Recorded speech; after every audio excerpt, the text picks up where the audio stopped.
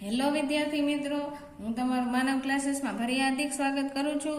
ચાલો, ધોરણ 8નો આપણે પાઠ બીજો જોવાનો છે. આજે જે નવા વિદ્યાર્થીઓ આજ પહેલી વાર અમારી ચેનલને જોઈ રહ્યા હોય, વિઝિટ કરી રહ્યા હોય, તે ફટાફટ સબસ્ક્રાઈબ અને લાઇક કરો, જેથી અમારા વિડીયો તમને 6, 7, 8 અને 9 અને 10માના પણ દરેક વિડીયોની લિંક તમને પહોંચતી રહે, જેથી તમે જોઈ શકો અમારા બધા વિડીયો. ચાલો, આજે આપણે પાઠ બીજો જોવાનો છે, જેનું નામ છે ભારતમાં બ્રિટિશ શાસન ક્યારે થયું, તો કે ઈસવીસન 1757 થી ઈસવીસન 1857 સુધીનું.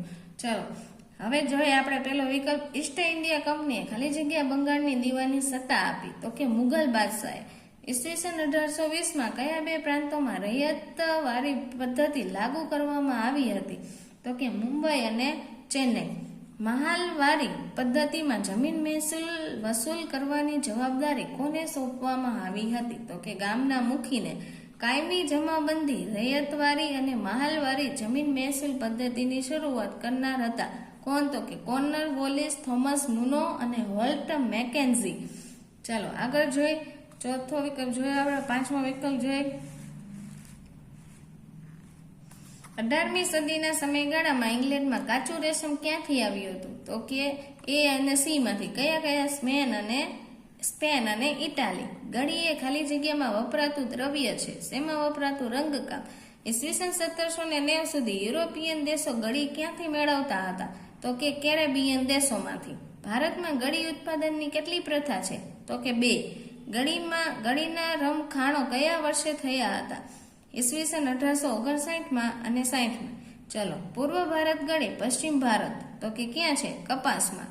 ઝારખંડ. નેક્સ્ટ જોઈએ. ઝારખંડ રાજ્યમાં હજારીબાગ આસપાસ કયા આદિવાસીઓનો સમૂહ રહેતો હતો, કે સથાલનો રહેતો હતો. આદિવાસીઓમાં થતી સ્થળાંતરિત ખેતી કયા નામે ઓળખાતી હતી? ઝૂમ ખેતી તરીકે. નીચેના આદિવાસી વિદ્રોહને કાલાનું ક્રમમાં ગોઠવો. ક્રમમાં કીધું જો આપણે, તો એને ક્રમમાં જ રાખવાનું હો. ચાલો જોઈએ. પેલું કોણ હતું? કોલ, સથાલ, બશીર અને વારલી. આ બધા ક્રમમાં જ યાદ રાખવા ફરજિયાત છે.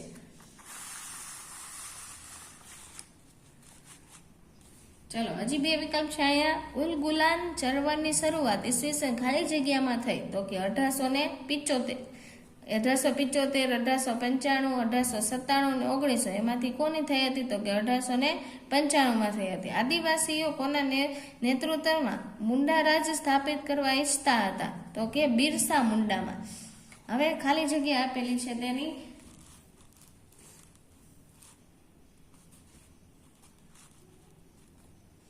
ઈસવીસન 1820માં થોમસ મુનો ખાલી જગ્યાના ગવર્નર હતા. ક્યાંના હતા? કે મદ્રાસ, ચેન્નઈ બાજુ. બ્રિટિશ મહેસૂલી દફતરમાં ગ્રામ અને ગ્રામ સમૂહ માટે ખાલી જગ્યા શબ્દ પ્રયોગ થયો હતો, તો કે મહાલનો થયો હતો.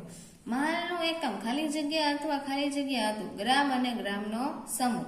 બંગાળમાં દીવાની સત્તા મેળવ્યા બાદ ઈસ્ટ ઇન્ડિયા કંપનીનો મુખ્ય ઉદ્દેશ ખાલી જગ્યાના માંગ હોય તેવી વસ્તુઓ ભારતમાંથી મેળવવાનો હતો, તો કે યુરો. ભારતીય ગળીનો ઉપયોગ ખાલી જગ્યાને રંગવામાં થતો હતો, તો કે સુતરાઉ કાપડ. સતાલ જાતિના આદિવાસીઓ ખાલી જગ્યા પાડતા હતા. રેશમના કીડા. કુલ્લુનો ખાલી જગ્યા અને કાશ્મીરનો ખાલી જગ્યા સમુદાય ઘેટા બકરા પાડતા હતા. ગદ્દી અને બકરવાલ. હવે આગળ જોઈએ. પશુપાલન કરતી કેટલીક જનજાતિ લોકો ખાલી જગ્યા અનુસાર પોતાના પશુઓને લઈ સ્થળાંતર કરતા. ઋતુ. ઝાડ અને ઘાસ સળગાવતા મળતી રાખમાં ખાલી જગ્યા હોવાથી જમીન ફળદ્રુપ બનતી, તો કે પોટાશ. બિસાર વિદ્રોહ છત્તીસગઢ. વારલી વિદ્રોહ ખાલી જગ્યા, તો કે મહારાષ્ટ્ર. બિરસાએ ખાલી જગ્યા પ્રચારક સાથે પણ કામ કર્યું હતું, તો કે વૈષ્ણવ ધર્મ સાથે. ચાલો નેક્સ્ટ છે ખરા ખોટા. પેલું ખરું ખોટું. બક્સરના યુદ્ધમાં મીર કાસિમની જીત થઈ. ખોટું. કાયમી જમાબંધીના કારણે ખેડૂતોનું શોષણ થતું અટક્યું. ખોટું. રૈયતવારી પદ્ધતિ દ્વારા ખેડૂતોને જમીનનો હક મળતા ખૂબ જ ફાયદો થયો. ખોટું. મહાલવારી પદ્ધતિમાં મહેસૂલનું એકમ ખેડૂતનું ખેતર હતું. ખોટું. ગળીનો છોડ ઠંડા પ્રદેશોમાં ઉગે છે. ખોટું.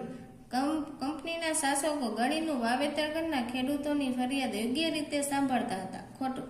અંગ્રેજોની વેપારી શોષણ નીતિને કારણે ખેડૂતો અને જનજાતિના લોકો અંગ્રેજો સામે બળવો કર્યો. સાચું. ખોટ. જાતિના આદિવાસી સમૂહો શિકાર અને જંગલ પેદાશનો સંગ્રહ કરતા હતા. સાચું.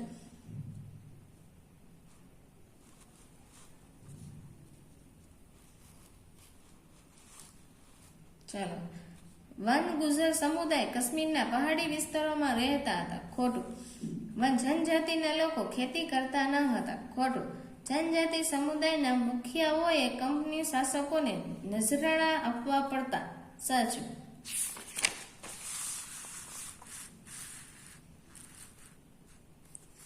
બિરસા મુંડાએ જનોઈ ધારણ કરી હતી. સાચું. ઉલ ગુલામ ચળવળની પ્રભાવિત વિસ્તાર લગભગ 400 ચોરસ માઇલનો હતો. સાચું. કંપની શાસનને લીધે મુંડાઓના પરંપરાગત હક્કો જળવાયેલા રહેતા. ખોટું. બિરસા મુંડાની વાત તેના સમુદાયના લોકો માનતા ન હતા. ખોટું. બિરસાએ સફેદ ઝંડાવાળા બિરસા રાજ માટે ચળવળ ફરી શરૂ કરી. સાચું. બિરસા મુંડાનું મૃત્યુ થવા છતાં બિરસા મુંડા ચળવળ મંદ ન પડી. ખોટું. હવે નેક્સ્ટ જોઈ, મને ઓળખો. ચાલો, બક્સરના યુદ્ધ સમયે હું મુઘલ સામ્રાજ્યનો બાદશાહ હતો. કોણ હતો? તો કે શાહ આલમ બીજો. મેં મહાલવારી પદ્ધતિ દાખલ કરી. વોલ્ટ સેકન્ડજી. 18મી સદીને પંજાબના પહાડી પ્રદેશમાં રહેનાર જનજાતિ વન ગુજર. આંધ્રપ્રદેશમાં રહેતો અને ગાય ભેંસ પાળતો જનજાતિ સમુદાય તો કે લબાડિયા. હવે આપણે આ મને ઓળખો પૂરા થાય છે. હવે આપણે આગળ નાના પ્રશ્નોનું સોલ્યુશન કરશું. જો પહેલો પ્રશ્ન છે, મીર જાફરને હટાવીને અંગ્રેજોએ કોનો બંગાળનો નવાબ બનાવ્યો? કોને બનાવ્યો હતો? તો કે મીર જાફરને હટાવીને અંગ્રેજોને મીર કાસિમને બંગાળનો નવાબ બનાવ્યો. મીર કાસિમને અંગ્રેજો સામે કઈ બાબતમાં વાકું પડ્યું હતું? તો કે મીર કાસિમે બંગાળમાં કર મુક્ત ખાનગી વેપાર કરવાની બાબતમાં અંગ્રેજો સામે વાકું પડ્યું હતું. આગળ જોઈ ત્રીજો પ્રશ્ન, કયા યુદ્ધમાં વિજયથી અંગ્રેજોને બંગાળમાં મહેસૂલ ઉઘરાવવાની સત્તા મળી? કયા યુદ્ધથી? તો કે બક્સરના યુદ્ધના વિજયથી. ભારતમાં કયા ગવર્નર સમયમાં કાયમી જમાબંધી દાખલ કરવામાં આવી છે? તો કે ગવર્નર કોર્નવોલિસના સમયમાં. રૈયતવારી પદ્ધતિના પ્રણેતા કોણ છે? તો કે થોમસ મુનરો.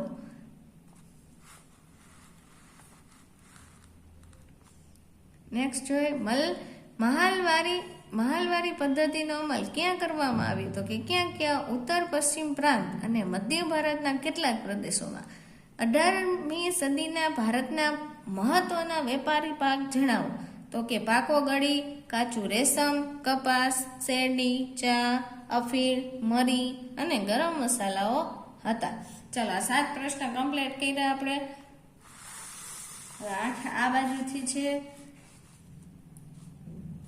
ચલો, પહેલો પ્રશ્ન જોઈએ, રેશમના વેપારી કઈ જનજાતિ પાસેથી કાચું રેશમ ખરીદતા હતા? તો કે સતાલ જનજાતિ પાસેથી. 18મી સદીમાં મુંડા જાતિના લોકો કયો વ્યવસાય કરતા હતા? કયો કરતા હતા? તો કે શિકાર કરવાનો તથા વન્ય પેદાશ એકત્ર કરવાનો વ્યવસાય કરતા. કઈ જનજાતિના લોકો પશુપાલન સાથે જોડાયેલા હતા? તો કે વન ગુજર, લબાડિયા, ગદ્દી અને બકરવાલ સમુદાયના લોકો. હવે છે 11મો, 18મી સદીમાં ભારતમાં જોવા મળતી જનજાતિઓ જણાવો? તો કે કઈ? ખોડ, સથાલ, મુંડા, કોયા, કોલ, ગોંડ, વનગુજર, ભીલ, લબાડિયા, ગદ્દી, બકરવાલ જેવા જનજાતિ સમુદાયના લોકો હતા.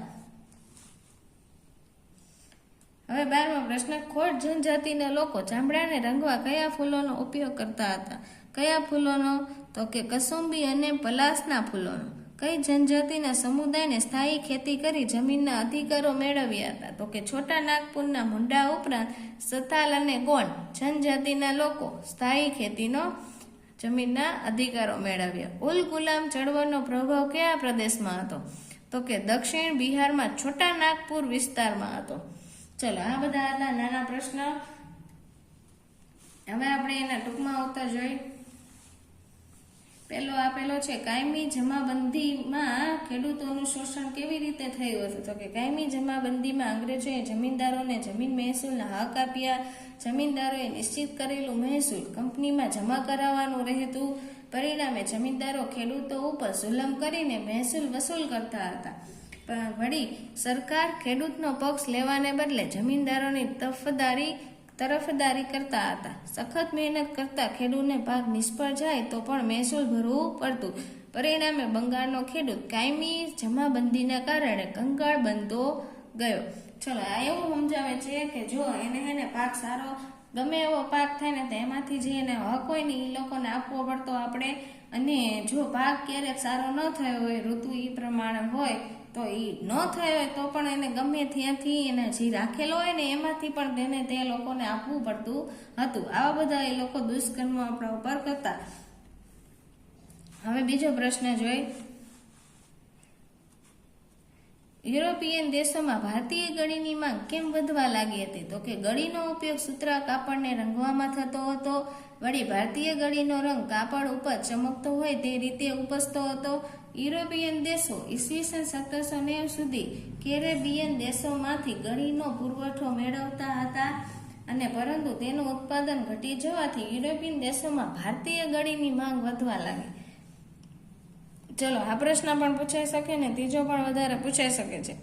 કારણ આપો. ઈસવીસન 1859માં ભારતમાં વ્યાપક પ્રમાણમાં ગળીના રંગખાણો થયા. તો કે ભારતમાં ગળીનું મોટા ભાગનું ઉત્પાદન એટલે રૈયતી પ્રથાથી થયું. કેનાથી થયું? તો કે રૈયતી. ગળીના ઉત્પાદકો પોતાના ફાયદા માટે જોર જુલમથી ખેડૂતો જોડે ગળીનું વાવેતર કરતા હતા. જબરદસ્તી કરતા હતા એ લોકો.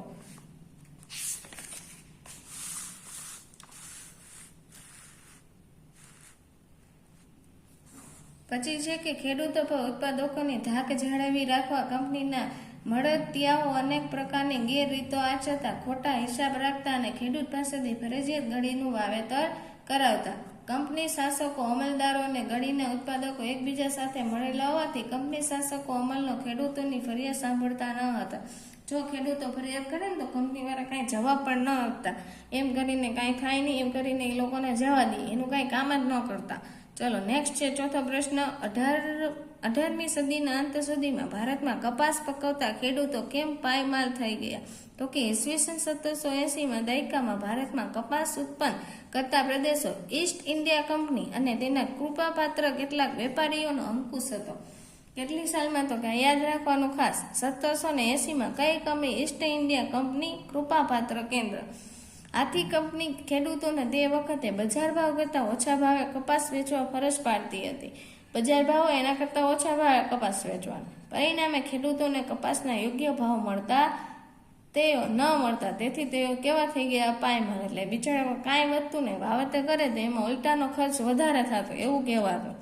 ચલો 5મો પ્રશ્ન. અંગ્રેજો સામે થયેલ આદિવાસી વિદ્રોહ અને ચળવળના નામ લખો. કયા કયા? તો કે સથાલ વિદ્રોહ, પછી છત્તીસગઢના બસીર વિદ્રોહ, મહારાષ્ટ્રમાં વારલી વિદ્રોહ મુખ્ય છે. ચળવળમાં કોયા ચળવળ અને ઉલગુલાન ચળવળ મુખ્ય છે.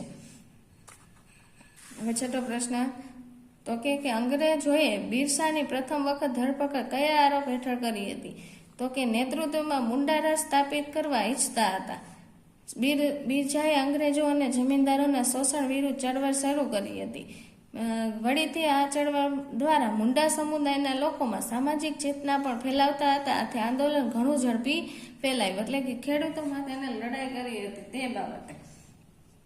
પરિણામે અંગ્રેજોના આંદોલનને ભય લાગતા તેમણે બિરસા રાજવહીવટને અડચણ રૂપ બને તેવો ખોટો આરોપ મૂકી બિરસાની પ્રથમ વખત ધરપકડ કરી. જો એના માટે બોલ્યો તો એને શું કર્યું? તો એના ઉપર ખોટો આરોપ નાખી દીધો, એની ધરપકડ કરવામાં આવી હતી.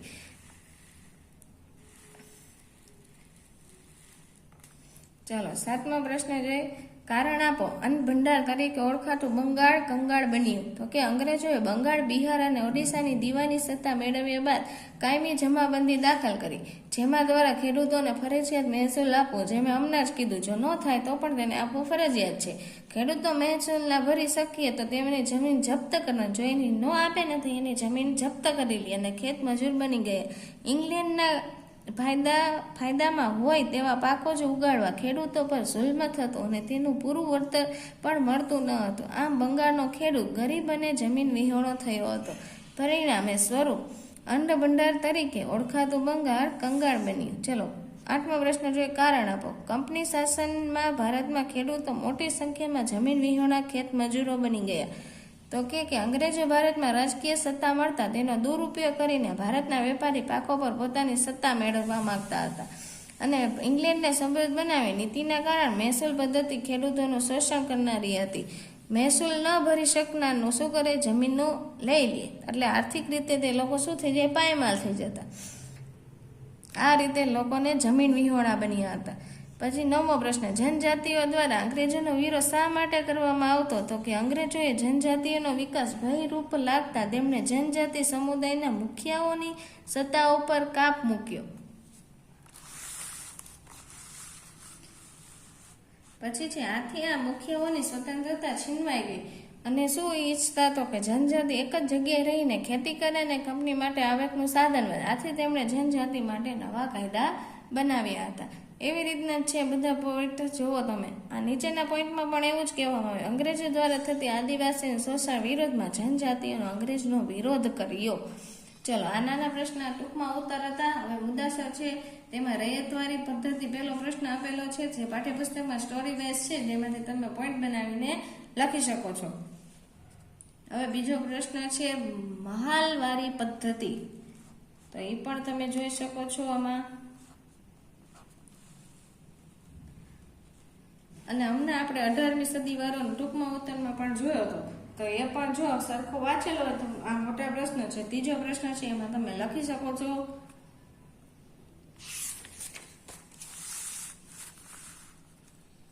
અંગ્રેજ શાસન સમયે આદિવાસી સમાજ થતી ખેતી વિશે, તો કે સ્થળાંતરિત ખેતી અને સ્થાયી ખેતી વિશે આ પૂછાઈ શકે છે પ્રશ્નમાં. જો તમને કે સ્થળાંતરિત ખેતી વિશે જણાવો તો તમારે એક જ જણાવવાનું, સ્થાયી કે તો આ જણાવવાનું.